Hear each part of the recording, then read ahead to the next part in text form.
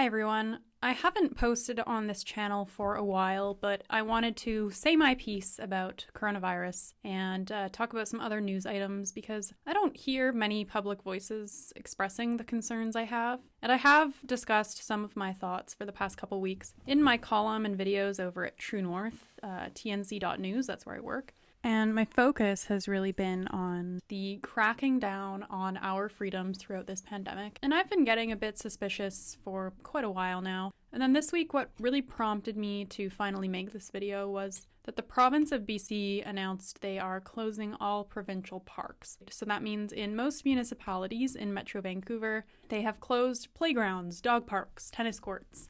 Spring skiing season was off, and now they are just closing all provincial parks. And if you're like me, you see health holistically, so it's about diet, exercise, lifestyle, even mental health, which is a term I generally don't like to use because it's been hijacked by the social justice, touchy-feely type of people, but yeah, that matters too. Because people need to go outside, right? They need fresh air, vitamin D from the sunshine, you need to appreciate natural sights, and of course exercise and stretch. And the slogan has obviously been stay home, but reasonable people have realized that doesn't mean you literally have to be confined to your household all the time if you're free of COVID-19 risk. You have to exercise. Health officials have been recommending that you exercise, whether that's walking your dog or going for a jog, as long as you're keeping your distance. And even Dr. Patricia Daly, who is the Vancouver Coastal Health chief doctor, said that kids gotta play outside on playgrounds, just make sure they wash their hands after. Dr. Daly, we've had lots of listeners contacting us with very specific questions about they're trying to figure out what's okay and what's not okay when it comes to social distancing. And I want to run through a couple of specific activities, and these are very specific. But can I ask you about these? Because Sure. I've seen these all. Okay, walking on the seawall. If you're walking on the seawall and it's a crowded day on the seawall, are you okay? I think being outdoors, and we're fortunate we've had great weather, is the best recreational activity at this time of year, so I encourage people to do that. The risk of transmission is more enclosed environments from contaminated surfaces, for example, so walking outdoors is a good thing, and I certainly encourage people to be doing that. All right, and if the kids are at the park and they're keeping a safe distance, should they be touching playground equipment?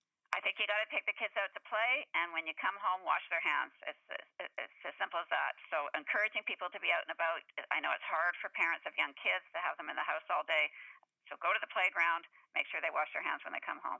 Yet within days of her giving that interview on CBC Radio, all the local playgrounds had caution tape wrapped around them and the swings tied up and all that.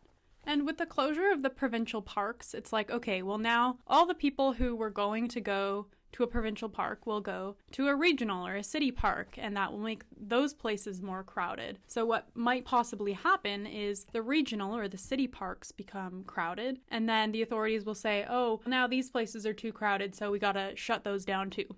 And then there will be nowhere to go. And just the way they announce these park closures, they do it in a manner of like punishing school children. This was the statement from the provincial park closure. They said, we tried to provide safe space for people to get some exercise and fresh air in our beautiful parks, but it has proven too challenging to maintain safe distance between visitors. And that one's not one of the worst, but you can tell it's being said in a scolding, kind of punishing way.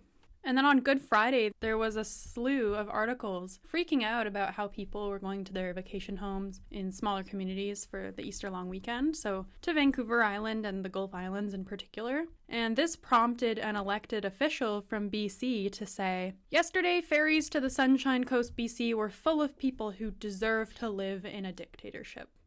The rest of us respect seniors, healthcare workers, and each other. Deserve to live in a dictatorship. I'm sure that's a very normal thing for an elected official to say. And then people were bombarding BC Ferry's social media, so the ferry company, with demands that they shut down their services and they ban people from boarding. So I just find this so weird that people want their mobility rights within their own province to be limited. Just because they kind of get an enjoyment out of punishing other people. So I am wondering if we're going to see a further narrative develop of urbanites versus rural or island people, whether more conflict will arise there. Because at the beginning of this pandemic, you did see people from Tofino and Ucluelet, which are very popular tourist destinations on Vancouver Island. They were blocking the highways. They didn't want people to come in. They were worried about their own resources. So like I said, what if they close the regional parks? There will be barely anywhere left to go. And my column last week for True North listed off some of the fines that Canadians have received for not social distancing, and it's really unsettling. And I mean, just within a week, it's now to the point where I can't keep track of all the fines that people are receiving. Just a couple days ago, a dad took his sons rollerblading in Oakville, Ontario. They were just in the empty parking lot of a community center and no one else was there, but they were approached by a bylaw officer and got an $880 ticket because they were reportedly violating the emergency orders put in place by the government of Ontario. So I guess that's because they were in the parking lot of a community center, which would have been closed. But obviously this is just totally crazy. And I mean, I hope all the people who get fines for this are not going to pay them. So considering that they are closing parks, they're fining people for going outside, they are closing even some provincial and territorial boundaries, it's like the walls are closing in. That's how I feel. The walls are closing in. And I don't think it's crazy to say that there might be an insidious aspect to closing outdoor recreation facilities. It almost makes me think that they want us in our houses consuming and eating extra food and watching TV and online shopping. Like, just from my social media, I've seen a lot of people talking about how they feel more of an urge to eat, when they're cooped up in their house. And don't get me started on the snitches who are calling the police and authorities on, if they see a group of 3 people walking outside or 5 people sitting around a backyard. It's like, why are you so willing to do it? Why are you so willing to rat out your neighbors? Now, on my end, my life in quarantine, as people are saying, it's not actually that different. The changes are quite small. I know I am very fortunate that my partner and we have not lost any work. We both work from home anyways, so nothing has changed in that regard. For some people, this is really, really awful. And not only the people losing their jobs and the layoffs, but I think of seniors who play chess in the mall food court or meet their friends at Tim Hortons, and now they have lost that. And for university students who are maybe living in residence, and now they have to move back in with their parents who they don't get along with, and they can't work and they have nowhere to go. This is what I mean about a negative impact on mental health and increases in stress. And you see these articles about people who are longing for touch, and I can't relate because I don't like to touch other people, and I don't like to hug other people or anything like that. But I mean, it must have a very awful mental health effect.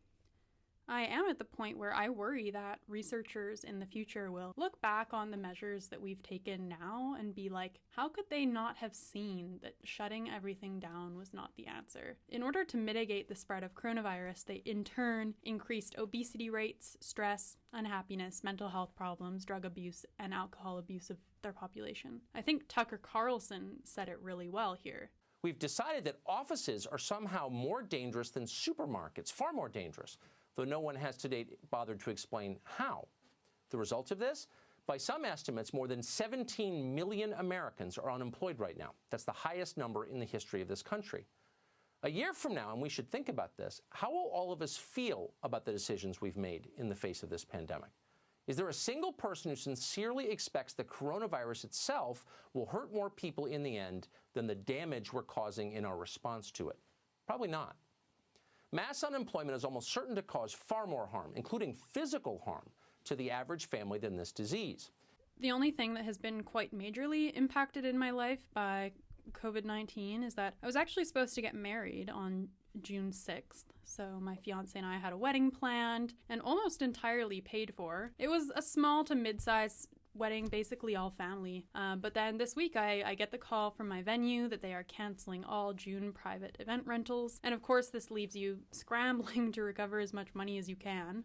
But I know I'm not unique in that regard. I mean, the wedding industry is going to be a disaster this spring and summer. A lot of people are going to be losing money. And I suppose I was also anticipating that call for, a couple weeks. It's not like I was totally blindsided by that. And I'm not sure if you guys have any stories of your own that you would want to share in the comments, but it also seems to me like the coronavirus pandemic has made people completely unable to have nuanced views. So for example, my mom ordered shoes from the shoe store Aldo for my younger sister, and they were shipped to the store, and then my mom had to go pick them up in person.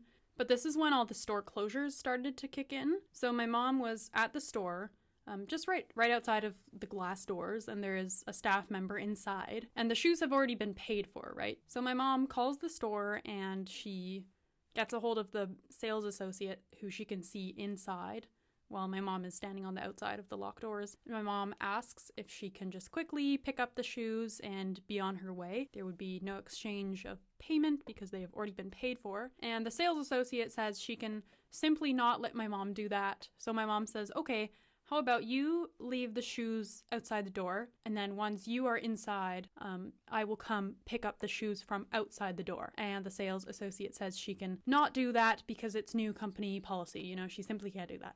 So my mom just couldn't get the shoes even though they were right there and they were paid for. People have just lost their ability to think critically. And I was at the grocery store a couple days ago, and they're not using reusable bags right now. They have signs that say no reusable bags. But I was only picking up a couple of small things, and I didn't need any plastic bags. I was just going to put them in my purse. But then the grocery clerk says, nope, no can do, and points to the no reusable bag sign. And I'm just kind of like, okay, well, please just don't give me a plastic bag. I will take no plastic bag, and then I will just put the items in my purse once I walk outside of your doors. And she was kind of like, okay, whatever. And I'm very nice to customer service associates, by the way. I worked in customer service and food service for over 5 years, so it's not like I'm ever losing my patience with these people. If you have any silly little stories like that, share them in the comments, like just about people being unable to have a nuanced perspective throughout this pandemic. So that's enough of the coronavirus stuff for now. The other thing I wanted to mention is how Saira Rao got a book deal. And if you haven't heard of Saira Rao, she is a Twitter blue check with failed political aspirations who just tweets about how terrible white people are all the time. Like here's a sampling of some of the things she says. There is nobody more entitled, more dangerous, or more violent than a crying white woman. White woman tears have poisoned entire civilizations. Yep, white women take us for granted and are incensed when we don't show up for them. Their entitlement, hubris, and evil is infinite. Could it be women of color trust white women even less than white men? Saira and her colleague have a company called Race to Dinner, where they go have dinner with affluent white women and tell them how privileged and awful they are because of their whiteness. And the white women actually pay thousands of dollars for this. And now a lot of people were saying, don't pay attention to Saira Rao. She's a troll. She's just a grifter. She's not someone to take seriously. But here it is. She's got a book deal with Penguin Random House, which is like one of the biggest publishers, if not in the US, then in the world. And this news was published on April Fool's Day, so who knows? But usually if you make an April Fool's Day joke, you're supposed to tell people the same day.